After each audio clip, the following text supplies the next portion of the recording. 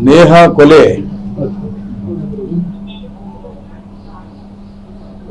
ಒಬ್ಬ ಮುಸಲ್ಮಾನ್ ಗೂಂಡಾನಿಂದ ಆಗಿರೋದನ್ನ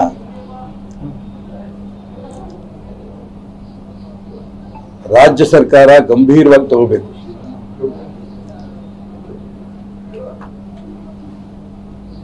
ಇವತ್ತು ಇಡೀ ಹಿಂದೂ ಸಮಾಜ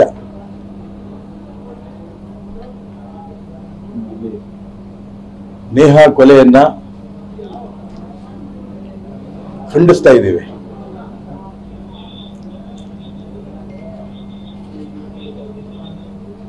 ಪಾಕಿಸ್ತಾನದಲ್ಲಿ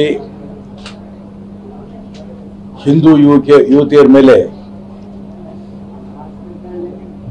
ನಡೀತಾ ಇರುವಂತಹ ಕೊಲೆ, ಸುಲಿಗೆ, ಅತ್ಯಾಚಾರ ಇವನ್ನೆಲ್ಲ ಸಾಕಷ್ಟು ನಾವು ಕೇಳ್ತಾ ಇದ್ದೀವಿ. ಆದರೆ ಅದರದ ಮುಂದುವರೆದ ಭಾಗ ಕರ್ನಾಟಕ ರಾಜ್ಯದಲ್ಲೂ ಕೂಡ ನಡೀತಾ ಇದೆ ಅನ್ನೋದನ್ನ ತುಂಬಾ ನೊಂದು ಹೇಳ್ತಾ ಇದ್ದೇನೆ. ರಾಜ್ಯದ ಮುಖ್ಯಮಂತ್ರಿಗಳು, ರಾಜ್ಯದ ಗೃಹ ಮಂತ್ರಿಗಳು, ಕಾಂಗ್ರೆಸ್ನ ನಾಯಕರು ಸುರ್ಜೇವಾಲಾ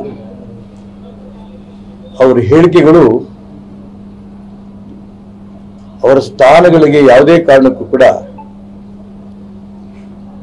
ಗೌರವ ತರಂತ ಹೇಳಿಕೆಗಳಲ್ಲ.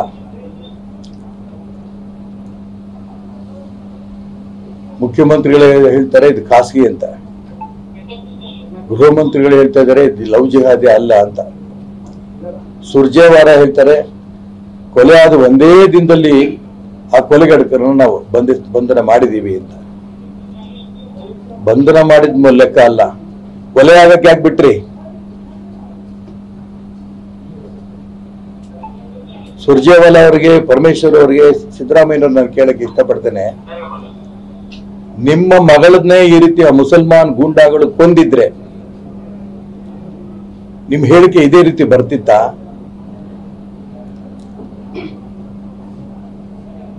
ನಿಮ್ಮ ಮನೆಯಲ್ಲಿರುವಂತ ಹೆಣ್ಮಕ್ಳಿಗೆ ಕೇಳಿ, ನಿಮ್ ಹೆಂಡತಿಗೋ, ಮಕ್ಕಳಿಗೋ, ಹೆಣ್ಮಕ್ಳಿಗೋ, ಸೊಸೆಂದ್ರಿಗೋ ನಾನು ಈ ರೀತಿ ಹೇಳಿಕೆ ಕೊಟ್ಟಿದ್ದೀನಿ ಸರಿನಾ ಅಂತ ಅವ್ರು ಕೇಳಿ, ಅವರೇ ಖಂಡನೆ ಮಾಡ್ತಾರೆ. ಯಾವುದೇ ಕಾರಣಕ್ಕೂ ಇದನ್ನ ರಾಜಕೀಯವಾಗಿ ಬಳಸಬಾರದು.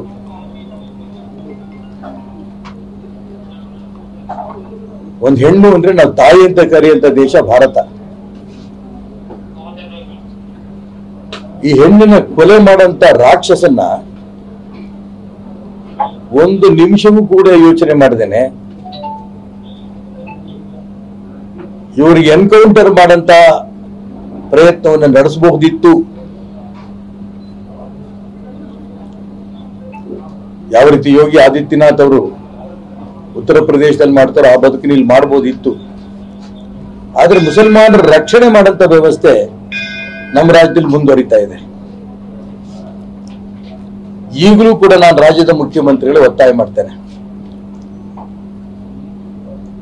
ಇವತ್ತೇನೋ ಸಿಐಡಿಗೆ ಕೊಟ್ಟರೆ ಅಂತ ಕೇಳಿದೆ ನಾನು, ಇದರಲ್ಲಿ ಪರಿಹಾರ ಸಿಗಲ್ಲ. ತಕ್ಷಣ ಸಿಬಿಐ ಕೊಡಿ. ಸಿಬಿಐ ಕೊಟ್ರೆ ರಾಜ್ಯದ ಮುಖ್ಯಮಂತ್ರಿಗಳು ಪ್ರಾಮಾಣಿಕವಾದ ಕ್ರಮ ತಗೋತಿದ್ದಾರೆ ಅಂತ ಇಡೀ ರಾಜ್ಯದ ಜನ ಮೆಚ್ಚುತ್ತಾರೆ. ಕಣ್ಣೋರ್ಸೋ ತಂತ್ರ ಮಾಡಬೇಡಿ. ಆ ಕೊಲೆಗಡಕನಿಗೆ ಸರಿಯಾದ ಶಿಕ್ಷೆ ಆಗಲೇಬೇಕು, ಸಿಬಿಐ ತನಿಖೆ ಕೊಡಲೇಬೇಕು. ಇದು ನನ್ನ ಒತ್ತಾಯ.